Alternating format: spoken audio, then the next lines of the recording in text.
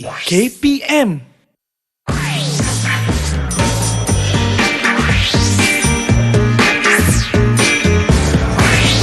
Didik TV KPM. Salam sejahtera, anda sedang menonton Sukses SPM 2021 Percotan bersama dengan saya, Sean Steven selaku hos anda. Dan untuk hari ini, mata pelajarannya adalah fizik di mana kita akan memberi fokus kepada kertas 1. Dan mungkin anda akan cakap, fizik tu susah lah. Macam mana nak dapatkan markah maksimum untuk kertas fizik ni? Format dia macam mana? Jangan risau kerana hari ini kami akan kongsikan kepada anda format bagaimana anda boleh mendapatkan markah maksimum untuk kertas 1 fizik. Tapi sebelum tu, jom kita tengok siapakah guru penyampai untuk hari ini.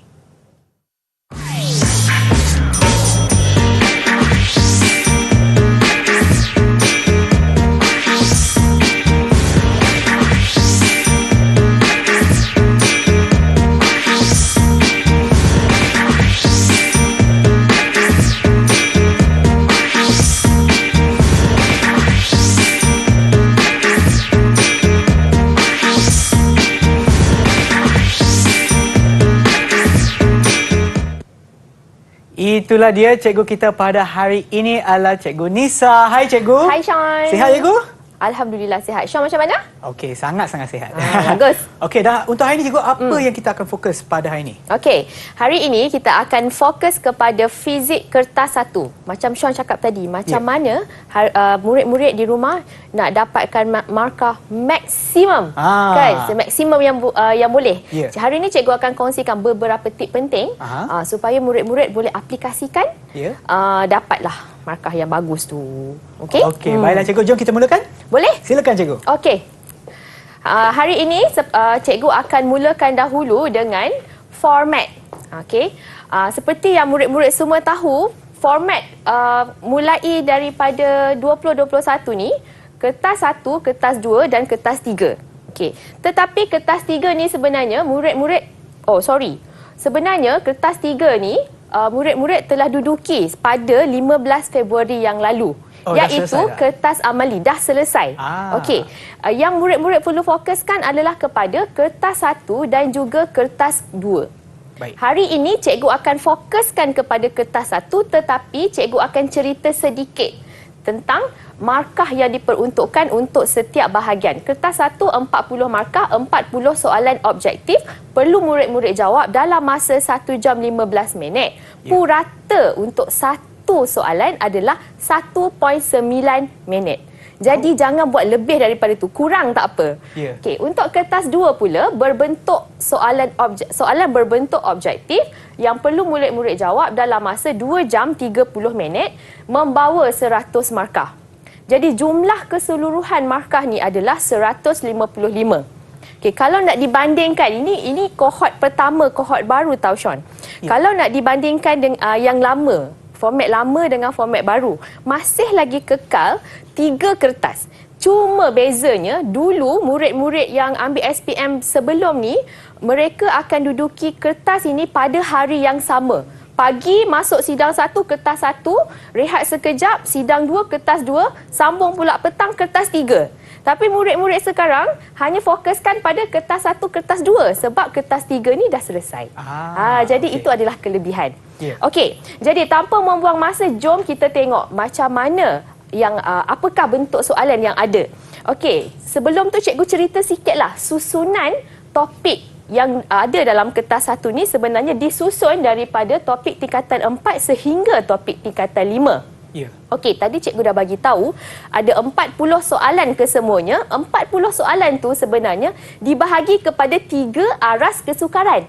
Aras rendah 20 soalan, aras sederhana 12 soalan dan aras tinggi 8 soalan.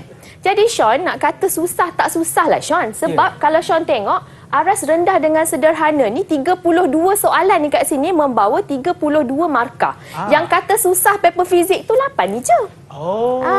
Okay. Jadi apa yang perlu murid-murid lakukan ialah kuasai soalan aras rendah dan aras sederhana. InsyaAllah murid-murid dapat lulus dengan bagus, dengan baik dalam kertas fizik ni. Okey.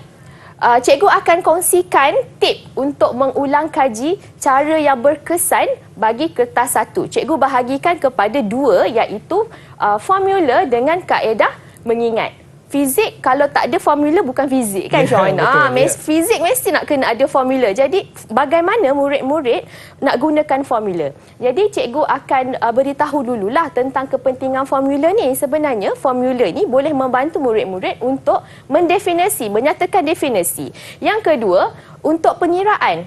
Nak kira mesti nak kena ada formula. Nak guna formula mana? Mesti nak kena rujuk formula. Dan yang ketiga, untuk menyatakan hubungan.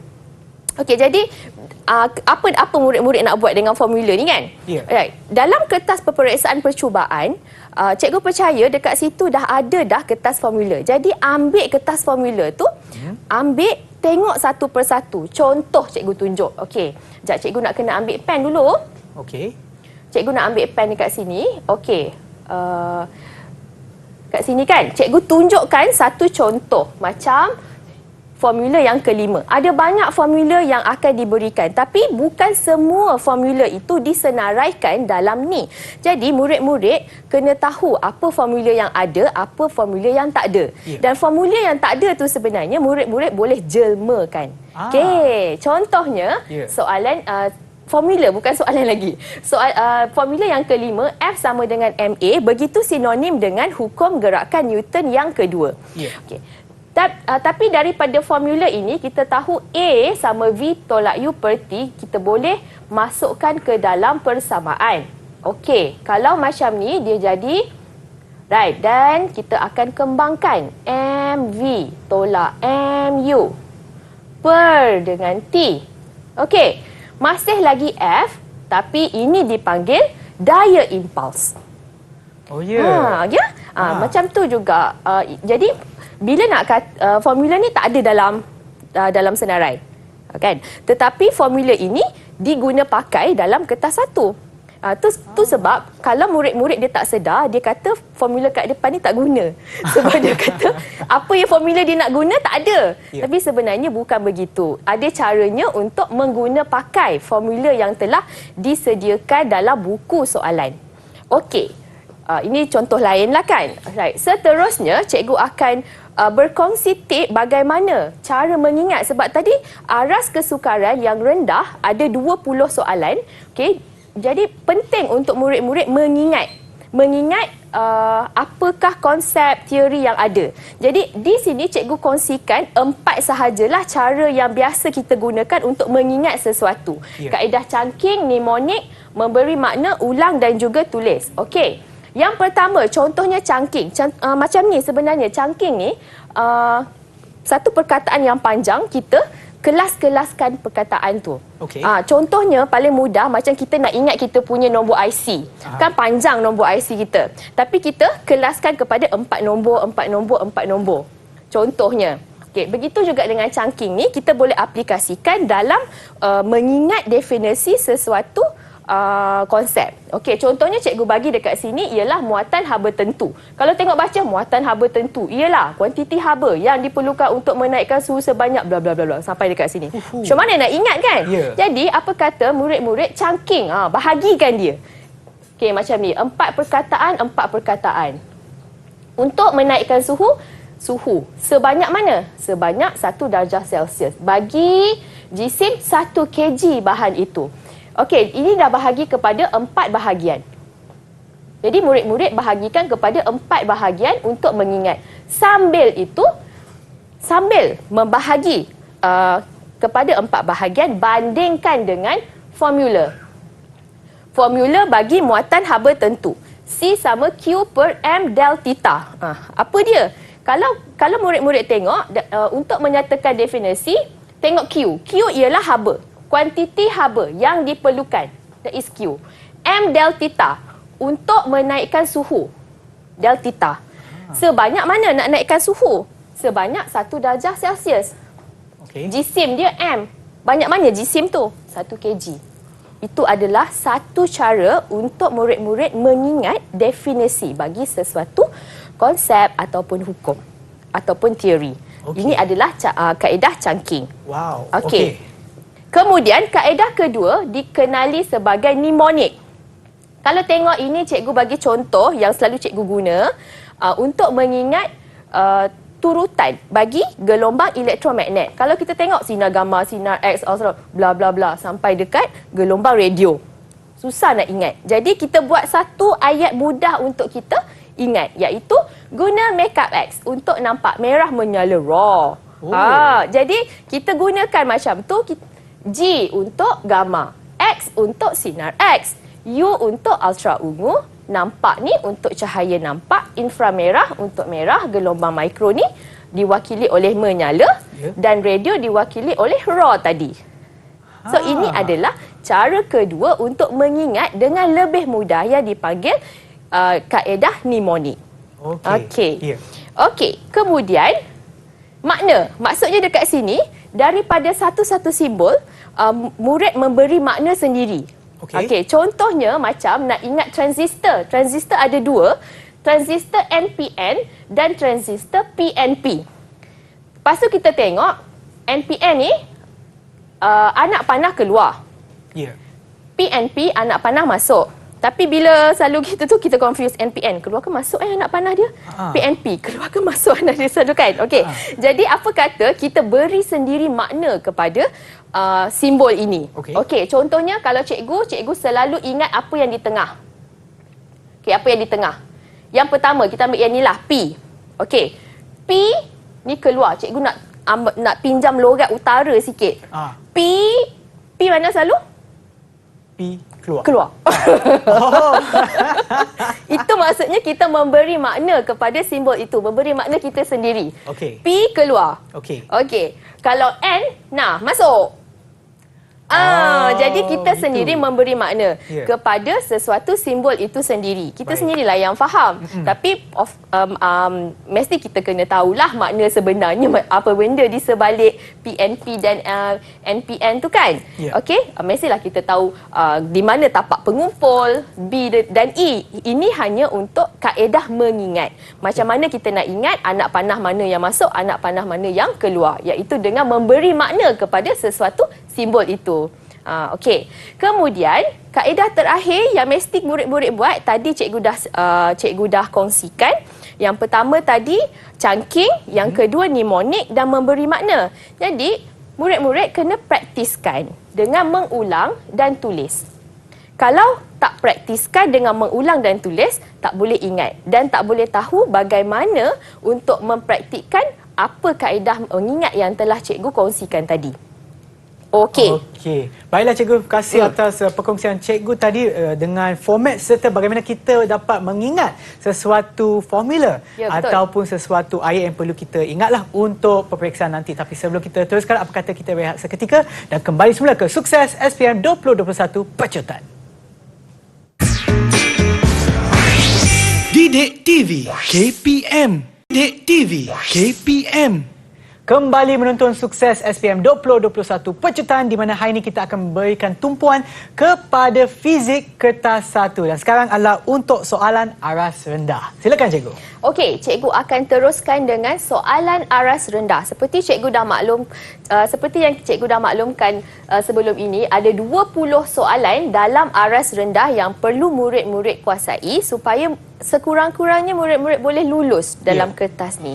Okey, soalan aras rendah terdiri daripada soalan untuk mengingat dan memahami.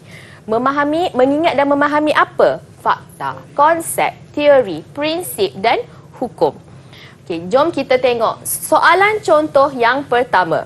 Antara berikut yang manakah kuantiti asas? Okey, mudah untuk mengingat ni dengan cara, kan cikgu dah highlight ni kan, warna merah, PJ Mass. Ada 7 kuantiti asas dalam fizik ni. Okey. So jadi cara untuk mengingatnya adalah PJ Mass. Apa dia PJ Mass? P untuk panjang, unit M. J untuk jisim, unit kg. M untuk masa, unit dia saat. S, A untuk arus, unit dia ampere. Suhu mutlak iaitu Kelvin. Keamatan berluminositi, kandela. CD, kuantiti bahan mol. Kalau nak ingat semua susah nak ingat, jadi ingat sahaja PJ Mass. Okey, kalau tengok daripada sini, ABC tak ada kecuali keamatan berluminositi. Jadi itulah jawapan dia, mengingat. Ini satu contoh soalan mengingat. Memang dia telah disusun. Soalan satu adalah tentang kuantiti fizik. Sama ada kuantiti asas, kuantiti terbitan, boleh jadi kuantiti vektor. Okey, soalan contoh yang kedua, cikgu bawakan juga soalan yang lebih kurang macam tadi, Sean. Okay, antara berikut yang manakah kuantiti asas dan unit SI yang betul? Kalau tengok, semua ABCD merupakan kuantiti asas. PJ Mas tadi. Tapi yang berbeza adalah unit. Okey, tadi jisim kg. Tak betul.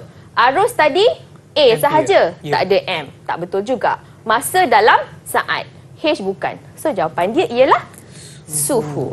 Masih lagi mengingat. Okey, ingat. Alright, kita sekarang tengok soalan contoh yang ketiga, graf, tentang graf. Graf manakah mewakili hubungan yang berkadar songsang? Okey, jadi kat sini satu lagi cara, bila baca soalan, terus highlight pada kata kunci yang diberikan. Berkadar songsang. Kalau tengok A, cikgu dah tuliskan tip di sini. A itu adalah untuk graf berkadar terus. B, bentuknya begitu, adalah untuk berkadar songsang. C, selalu murid salah faham, dia ambil C ni sebagai berkadar songsang. Tetapi C ni sebenarnya adalah graf berkurang secara linear. Manakala D dipanggil bertambah secara linear. Graf Y bertambah secara linear dengan X. Dia punya ayat panjang kan? Dekat tip ni cikgu letakkan ayat yang ringkas sahaja. Okay, jadi kalau tengok jawapannya sepatutnya ialah B. Bukan C. Ramai murid salah anggap dia ambil C sebagai berkadar songsang. Okey. Soalan yang seterusnya. Setiap objek tetap berada dalam keadaan rehat atau gerakan seragam dalam garis lurus kecuali jika terpaksa mengubah keadaan itu dengan daya luar yang dikenakan padanya. Okey, sekarang kita gariskan kata kunci. Kata kuncinya di sini adalah tetap. Maksudnya, kita boleh kata objek itu akan berada tetap dalam keadaan asalnya. Kalau tak ada apa-apa yang pergi kacau dekat dia. Senang kita cakap macam tu. Okey. So, tetap berada. Jadi, kita akan tengok apakah pilihan jawapan yang ada. Hukum gerakan Newton pertama, hukum gerakan Newton kedua, prinsip keabadian tenaga, prinsip keabadian momentum. Apakah yang berkait dengan yang tetap tadi? Okey, cikgu kongsikan tip. Okey, cikgu tulis HN1 untuk hukum Newton 1. Hukum gerakan Newton 1 itulah. Okey, yang berkait ataupun sinonim dengan inersia. Apa dia inersia? Okey, tak tahu. Kita tengok dulu. Hukum Newton kedua yang sinonim dengan F sama dengan MA. Kemudian prinsip keabadian tenaga. Keabadian tenaga ni bermaksud tenaga sebelum tindak balas sama dengan tenaga selepas tindak balas. Sebab itu ada perkataan abadi dekat situ. Okey, keabadian momentum pula adalah yang berkaitan dengan momentum sebelum pelanggaran sama dengan momentum selepas pelanggaran. Okey, sekarang kita tengok daripada tip cikgu, apa yang ada kaitan dengan berada tetap. Berada tetap. Okey, kalau kita tengok, ini berada tetap ke? Tengok daripada bawah momentum. Tak berada tetap. Keabadian tenaga tidak berada tetap juga. Hukum gerakan Newton kedua pun tidak berada tetap. Okey, kerana yang dinyatakan tadi adalah hukum gerakan Newton pertama yang sinonim dengan inersia. Apa dia inersia? Inilah dia. Inilah dia inersia. Inilah dia pernyataan yang berkait dengan hukum Newton pertama. Okay, itu adalah satu cara untuk mengenal pasti jawapan. Pangkah yang salah untuk dapatkan jawapan yang betul. Okey. Kita tengok soalan contoh kelima dari tajuk kegravitian. Rajah menunjukkan luas yang dicakup dalam masa yang sama di kawasan PQR dan XYZ bagi suatu planet yang berputar mengelilingi matahari. Antara berikut yang manakah benar tentang luas PQR dan XYZ? Nampak macam susah soalan ni. Tapi soalan ni berada pada soalan aras rendah untuk mengingat. Okey? Kerana soalan tadi, murid-murid boleh jawab jika murid-murid tahu tentang hukum Kepler. Hukum Kepler yang pertama berkaitan dengan bentuk elips. Yang kedua berkaitan dengan luas yang sama dan yang ketiga adalah tentang tempoh dan juga jejari. Kalau tengok gambar tadi, tentang apa tu Sean agaknya? Yang ini kan, ini tentang luas. So, jadi apa yang kita boleh kata kat sini yang berkaitan dengan luas iaitu hukum Kepler yang kedua. Jawapannya A. Okey. Cikgu akan teruskan kepada soalan contoh yang keenam. Rajah menunjukkan termometer klinik. Ada termometer. Termometer klinik digunakan untuk mengukur suhu badan seorang pesakit. Apakah konsep fizik yang diaplikasikan dalam termometer? Bila demam, guna termometer untuk semak suhu, nak ukur suhu. Okey, tip yang cikgu berikan, yang pertama cikgu ikut ABCD ni dekat tip cikgu. Okey, muatan haba tentu. Muatan haba tentu adalah tadi perubahan kuantiti haba yang diperlukan. Okey, tak ada kaitan dengan termometer. Keseimbangan terma, mungkin. Sebab keseimbangan terma ni maksudnya adalah pemindahan haba bersih sifar. Suhunya mesti sama. Okey. Yang C pula, haba pendam tentu pelakuran. Pelakuran melibatkan perubahan fizikal daripada pepejal ke cecair, manakala penguapan ni adalah perubahan daripada cecair dan gas. Jadi di sini kalau kita tengok termometer suhu sama. Kena tahu masih di bawah soalan aras rendah iaitu mengingat dan memahami. Ini adalah satu contoh soalan yang cikgu ambil. Soalan seterusnya, soalan yang ketujuh. Rajah menunjukkan dua tapak perkemahan yang dipisahkan oleh sebuah tasik. Ketika awal pagi, bunyi, dia cakap bunyi dari tapak perkemahan dapat didengari dengan jelas. Fenomena manakah yang menerangkan situasi ini? Kalau kita tengok dekat sini, dia ada cakap tentang awal pagi dan juga tentang bunyi. Maksudnya ini adalah berkaitan dengan gelombang bunyi. Okey. Awal pagi. Dia nak cakap dekat sini ada perbezaan ketumpatan udara. Jadi, kita tengok tip. Tengok, ada tak berkaitan dengan pantulan? Pantulan ni ada perubahan arah perubahan arah sebab ada penghalang. Okey. Macam tadi tak ada penghalang. Okey. Kemudian kita tengok pembiasan, ubah arah yang disebabkan oleh hal laju. Okey. Interference adalah superposisi dua gelombang, manakala pembelauan ialah penyebaran gelombang. Kalau kita tak payah tengok dengan lebih lanjut pun kita dah boleh dapat jawapan dah sebenarnya. Kalau tengok tadi soalannya adalah berkaitan dengan gelombang bunyi yang berbeza ketumpatan, jadi memang terus kita dapat jawapannya pembiasan. Sebab tak ada kaitan langsung dengan pantulan dan ini tak ada superposisi dua gelombang dan tiada pembelauan juga. Okey? Jadi dia ialah soalan ni ialah pembiasan gelombang jawapan dia. Okey, kemudian kita pergi kepada soalan contoh yang ke-8. Antara fenomena berikut manakah menunjukkan daya dalam keseimbangan? Jadi dekat sini murid-murid kena tahu. Murid-murid kena tahu apakah yang dimaksudkan dengan daya dalam keseimbangan. Cikgu kongsikan tip, iaitu daya dalam keseimbangan ini maksudnya daya paduannya sifar. Objek itu berada dalam keadaan pegun atau bergerak dengan hal laju seragam. Jadi kita tengok satu persatu. A. Sebuah bingkai gambar digantung pada dinding. B. Sebiji kelapa jatuh dari pokok. Jatuh. Masih tak pegun, tak bergerak dengan hal laju seragam juga. Sebuah kapal terbang berlepas dari landasan pun bukan. Sebuah kapal berlayar di laut pun bukan. Kalau kita tengok yang hampir dengan apa yang tip cikgu bagi adalah A. Sebab A adalah pegun. Okey. Soalan contoh yang ke-9. Alat manakah berasaskan prinsip Pascal? Okey, prinsip-prinsip ni murid-murid kena tahu kan. Jadi senang kita nak tengok dekat sini adalah aplikasi yang sinonim dengan sesuatu prinsip. Enjin jet kan? Enjin jet. Okey, enjin jet ni sinonim dengan prinsip keabadian momentum. Hidrometer dan juga belon udara panas memang tak lari daripada daya apungan, iaitu prinsip Archimedes.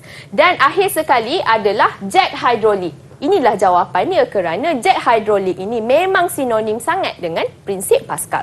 Kena tahu. Ini adalah soalan aras rendah. Kalau tak tahu maka tak boleh nak jawab. Okey, soalan contoh ke-10. Graf menunjukkan hubungan antara beza keupayaan, yang ini V, dengan arus, yang ini I, bagi 4 konduktor berlainan iaitu J, K, L dan M. Konduktor manakah mempunyai rintangan paling tinggi? Okey, kalau tengok dekat sini, kecerunan graf adalah bersamaan dengan rintangan. Jadi, bila nak rintangan yang paling tinggi, maksudnya kecerunannya mesti kecerunan yang paling tinggi. Jadi kita tengok J, K, L, M, J lah yang mempunyai kecerunan paling tinggi, maka J lah jawapannya. Jadi sebenarnya ada pilihan jawapan lah A, B, C, D tu, tapi cikgu tak tulis dekat sini. Cikgu terus bulatkan pada J je. Okey, soalan contoh yang ke-11. Rajah menunjukkan petua tangan kiri Fleming. Jari telunjuk mewakili apa? Okey, ini masih lagi di bawah aras rendah iaitu mengingat. Selalu kalau kita tanya, Daddy, anak mana? Oh, iyalah. Daya, medan magnet dan arus. Daddy, anak mana? Okey. Jadi kat sini teruslah kita boleh jawab jawapan dia. Dan magnet diwakili oleh jari telunjuk. Okey. Kita sampai kepada soalan yang ke-12. Rajah menunjukkan satu tindak balas nukleus. Tindak balas tersebut ialah, ini apa tindak balas ni kan? Okey, tips dekat sini adalah pelakuran. Pelakuran ni murid-murid kena tahu, nukleus ringan jadi berat. Pembelahan yang berat jadi ringan. Reputan pula ialah daripada tak stabil jadi stabil. Dan akhir sekali adalah tentang separuh hayat, iaitu tempoh daripada keadaan asal jadi separuh daripada keadaan asal tu sendiri. Okey, jadi kalau kita tengok dekat sini, uranium 235 pecah kepada 2, terus dapat jawapan lah, iaitu pembelahan nukleus. Okay. Gitu Sean. 12 soalan cikgu kongsikan untuk aras rendah ni. Dan dengan tips dan juga panduan yang diberikan oleh cikgu, harap kita ataupun anda semua yang akan menduduki SPM nanti untuk kertas 1 bagi fizik, anda akan dapat maksimum ataupun markah maksimum bagi kertas 1 bagi soalan aras rendah. Kita akan berehat seketika dan kembali semula ke Sukses SPM 2021 Pecutan. Didik TV KPM. Didik TV KPM. Anda sedang menonton Sukses SPM 2021 Pecutan, dan untuk hari ini adalah mata pelajaran fizik kertas 1, dan untuk segmen ini kami akan memberikan tumpuan kepada soalan aras sederhana. Baiklah cikgu, silakan. Baik. Cikgu akan teruskan dengan soalan aras sederhana. Dan soalan ini adalah berkaitan dengan soalan mengaplikasi pengetahuan secara kualitatif dan kuantitatif. Dalam bahasa mudah, kualitatif mengaplikasi pengetahuan dalam bentuk perkataan. Manakala kuantitatif pula adalah mengaplikasi pengetahuan dalam bentuk nombor. Baik. Okey, kita tengok contoh soalan. Berdasarkan graf halaju masa, berapakah sesaran kereta dalam masa 14 saat? 14 saat dekat sini. Okey, murid-murid kena tahu bahawa untuk graf halaju masa, luas di bawah graf adalah bersamaan dengan sesaran. Jadi, cara untuk menyelesaikannya adalah sesaran graf ni adalah luas trapezium yang sebelah atas tolak dengan luas segitiga. Sebenarnya kalau murid-murid nak pecahkan kepada segitiga dan segi empat pun boleh juga. Tetapi sebab murid-murid kan memang dah ambil fizik, ambil matematik tambahan dan belajar matematik. Jadi cikgu rasa tak ada masalah, terus murid-murid gunakan luas trapezium sahaja. Okey, jadi luas trapezium tolak dengan luas segitiga, maka murid-murid akan dapatlah 80 meter dekat sini. Okey, cikgu dah kongsikan dekat sini apakah luas trapezium tadi, iaitu setengah darab tinggi darab dia sebenarnya hasil tambah 2 sisi selari. Okey. Sebab tu cikgu tulis BC tambah AD. Ya. Okey. Kemudian tolak dengan luas segitiga. Okey, maka murid-murid dapatlah jawapan dan pastikan tekan kalkulator dengan betul. Ya. Okey. Seterusnya kita tengok soalan contoh ke-14. Rajah menunjukkan Abdul Latif bin Romli dalam acara lompat jauh. Teknik manakah yang beliau gunakan untuk mengurangkan kecederaan? Okey, cikgu kongsikan tip dekat sini, daya impuls. Okey, sebenarnya formula ni tak ada dekat depan. Tetapi formula ini dapat dijemakan daripada F sama dengan MA. Ya. Okey, ini adalah formula untuk daya impuls. Macam mana kita nak guna formula untuk jawab soalan berbentuk ayat? Sebab selalunya kita guna formula untuk menyelesaikan pengiraan. Okey. Jadi dekat sini cikgu nak kongsikan tip bagaimana murid-murid nak guna. Sekarang kita tengok untuk daya impuls F. Okey. Daya impuls adalah F dan T adalah masa tindak balas. Masa tindak balas. Jadi, tadi kita kata nak kurangkan kecederaan bermaksud kena kurangkan daya. Daya perlu dikurangkan.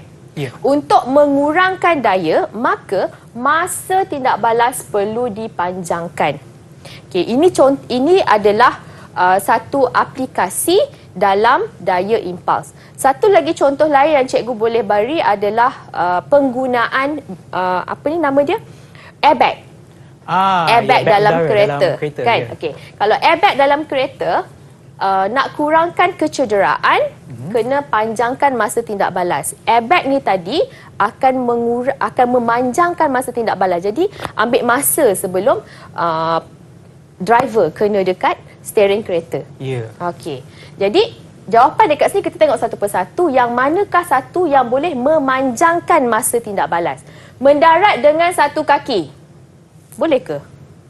Tak Mendarat dengan meluruskan kaki. Tak boleh juga. C. Menegakkan badan ketika mendarat.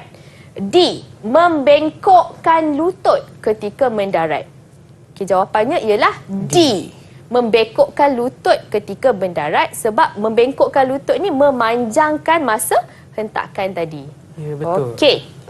Seterusnya, soalan contoh ke-15. Daripada tajuk kegravitian, Rajah menunjukkan sebiji bola besi berjisim 0.2 kg diikat pada hujung tali yang diputarkan secara mengufuk oleh seorang murid. Jejari bulatan, yang ini adalah R, ialah 0.5 meter. Jika jejari berbola besi itu berputar dengan kelajuan mala 4 meter sesaat, hitungkan daya memusat F juga. Ada banyak F. Okey, tadi jisim M. Okey, apa yang cikgu tunjukkan adalah bagaimana murid-murid boleh mengenal pasti kata kunci dalam soalan yang diberikan. Okey, kita tengok bagaimana cara untuk menyelesaikan soalan ni tadi. Okey, F sama dengan MV kuasa 2 per R. Mana cikgu dapat formula ni? Formula ni ada dekat buku soalan. Jadi murid-murid boleh rujuk dekat buku soalan. Ya. Buku soalan nanti ada formula, so tengok dekat depan. Sebab itu sangat penting murid-murid kena tengok secara keseluruhan. Apakah formula yang diberikan dalam buku soalan, apa formula yang tak ada. Ya. Okay, kalau kamu tak pernah tengok soalan formula kat depan, kamu cuma tahu, oh ada formula, tak apalah nanti guna. Tapi bila sampai hari kejadian, tengok-tengok, kenapa tak ada formula? Cikgu kata ada formula. Itu yang kata formula kat depan tak guna. Jangan kata macam tu. Sebenarnya, murid-murid yang salah kalau tak pergi tengok. Jadi murid-murid kena pergi tengok formula apa yang ada, formula apa yang tak ada, dan kena tahu apakah maksud bagi setiap simbol. Baik, cikgu teruskan dengan penggantian. Hanya gantikan sahaja nilai-nilai yang telah kita dapat tadi dalam soalan, masukkan sahaja dalam formula yang betul, tekan kalkulator dan dapatlah 6.4 Newton. Oh. Okey? Okey. Seterusnya, soalan contoh 16. Gas yang berada di dalam bekas tertutup mempunyai tekanan 125 kPa, kilopascal. Tekanan ini simbolnya P. Pada suhu 30 darjah Celsius, yang ini adalah T. Tentukan suhu gas, T lagi. Ni T, ni P. Di dalam bekas itu jika tekanannya meningkat kepada 201 kPa. Okey, sekali imbas baca ada dua tekanan, ada dua suhu. Okey, sebenarnya ini adalah berkaitan dengan hukum gas. Hukum gas ada 3, Charles, Gay-Lussac dan juga hukum Boyle. Untuk mengingat dengan mudah 3 hukum gas ni, kita gunakan formula segitiga hukum gas. Formula segitiga hukum gas, cara cikgu mengingat, ni cikgu kongsikan cara cikgu ingat. Charles pergi bawa pasir vroom terbalik. Charles pergi bawa pasir vroom terbalik. So cara susun dia beginilah, ikut susunan. Ni ke dalam macam ni. Okey, ikut susunan, jangan salah susun. Nanti salah susun pula. Okey. Kemudian murid-murid tengok, kenal pasti dekat sini ada tekanan dengan suhu. Maka inilah formula yang perlu murid-murid gunakan. Kalau soalan tanya apakah hukum yang terlibat, maka hukum tu tadi adalah hukum ini kan? Kan? Hukum Gay-Lussac. Okey. Okey? Ya. Alright. Sekarang kita tengok bagaimana untuk menyelesaikan soalan ini. Okey, bila tengok soalan ni tadi, ini adalah maklumat yang telah didapati daripada soalan. Cikgu sarankan untuk murid-murid tulis semula maklumat-maklumat tu. Okey, jadi sebab ada 2 tekanan, ada 2 suhu, maka kita akan guna P1, T1, P2, T2 untuk mewakili setiap simbol tadi. Kemudian cikgu nak bawa murid-murid tengok kepada suhu. Okey, suhu di sini dalam darjah Celsius. Tetapi disebabkan ini adalah hukum gas, maka kita kena tukar kepada unit Kelvin. Okay. Bila hukum gas, kena tukar kepada unit Kelvin. Di sinilah selalu kesalahan yang murid-murid lakukan. Tidak menukar unit daripada darjah Celsius kepada Kelvin. Untuk tukar unit, tambahkan dengan 273. Yang ini untuk dapatkan, kita kata suhu mutlak. Okey. Jadi bila dah dapat dah maklumat ni, gantikan ke dalam persamaan tadi. Bila dah ganti persamaan, kamu akan dapat dalam bentuk Kelvin.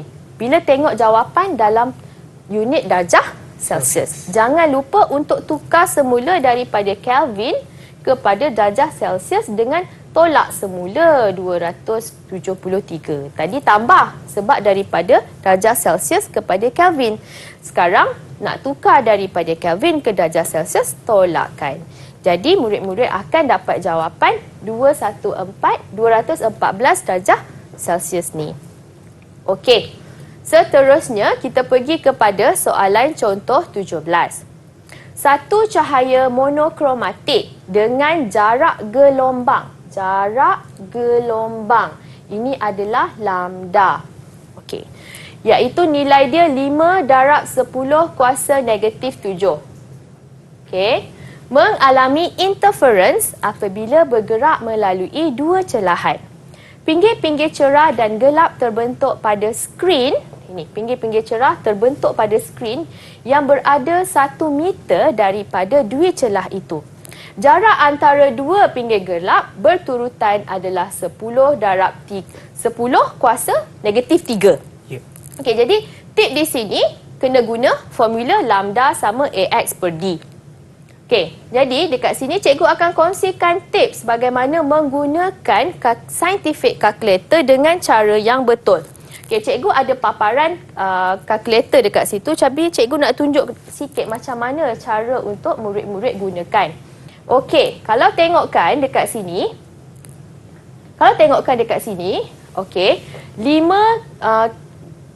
darab 10 kuasa negatif 7. Selalu murid-murid buat kesalahan dekat sini sebab tak guna macam cikgu punya paparan. Okey, sebab murid-murid selalu tekan darab. Okey, jadi sekarang cikgu nak tunjuk macam mana cara yang betul. 5, guna perkataan EXP.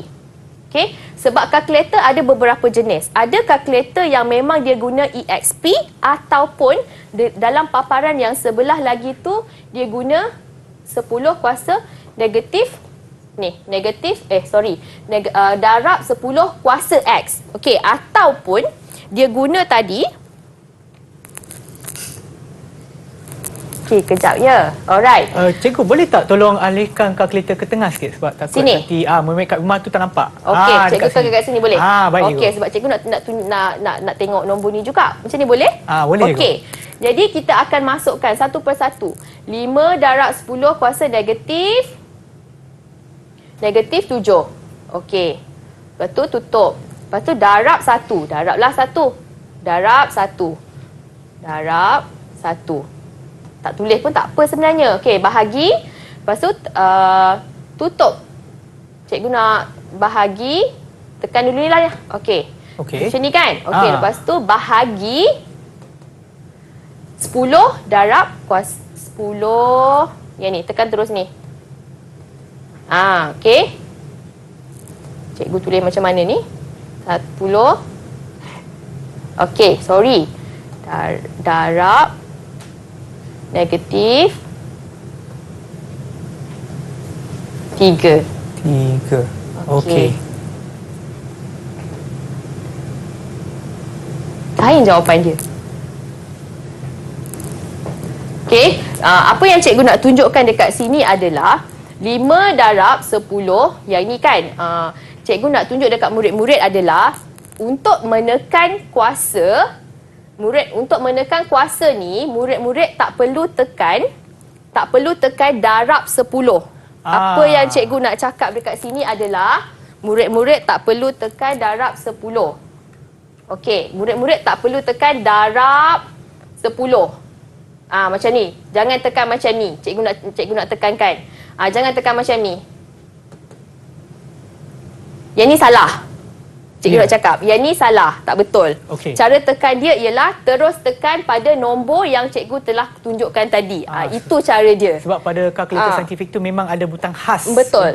Itu yang cikgu nak kongsikan. Jadi cikgu nak tekankan bahawa murid-murid kena guna terus apa butang khas yang telah ada. Jangan guna tekan satu persatu darab 10 kuasa tu. Nanti Itu itu sebenarnya yang cikgu nak kongsikan hari ini. Jadi bila dah guna kalkulator tu dengan betul, murid-murid akan dapat jawapan seperti yang tertera pada skrin cikgu, iaitu 5 darab 10 kuasa negatif 4. Okey, terima kasih cikgu.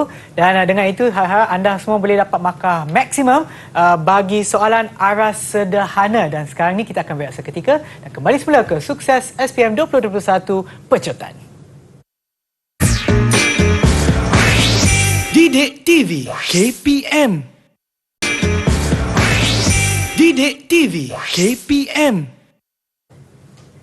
Kembali semula menonton Sukses SPM 2021 Pecotan, di mana hari ini kita akan memberikan tumpuan kepada fizik kertas 1 dan sekarang ni kita akan berikan tumpuan ataupun fokus kepada soalan aras tinggi. Kepada mereka yang rasa-rasanya memang macam susah sikit kan, tak apa, dengan bantuan Cikgu Nisa anda bolehlah dapat soalan, bukan soalan tetapi markah maksimum bagi soalan aras tinggi. Baiklah cikgu, silakan.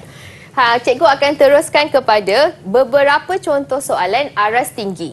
Okey, apa yang ada dalam soalan aras tinggi yang murid kata susah sangat fizik ni? Ada 8 soalan je yang susah tu. 8 soalan sahaja, soalan susah dalam kertas fizik.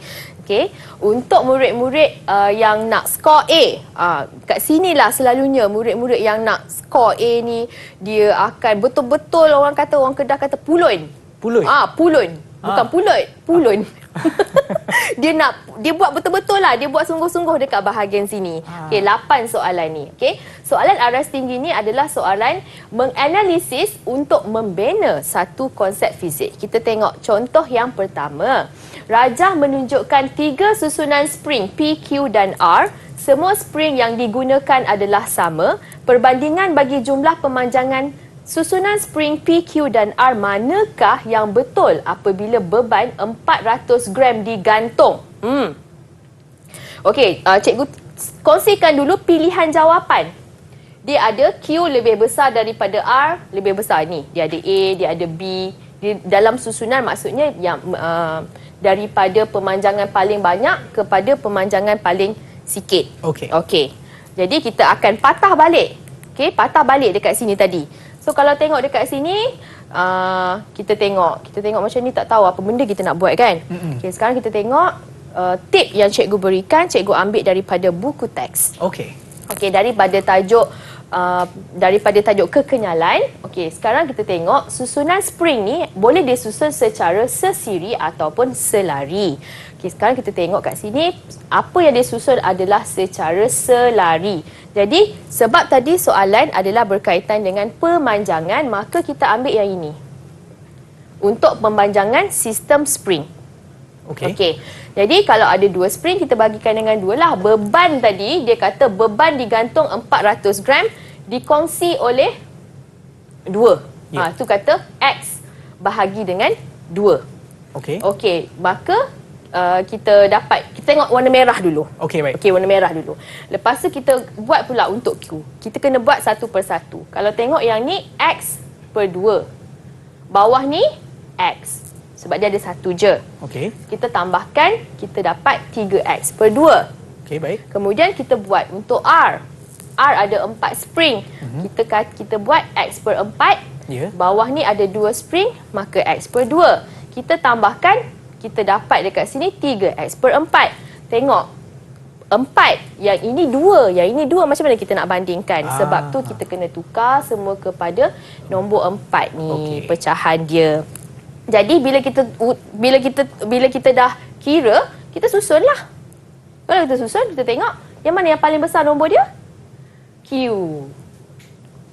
Tengok nombor Q. Jawapannya A. Taklah susah sangat kan? Okey, soalan contoh ke-19. Selajah menunjukkan graf V melawan I untuk menentukan DGE dan rintangan dalam satu sel kering. Pasangan manakah yang benar?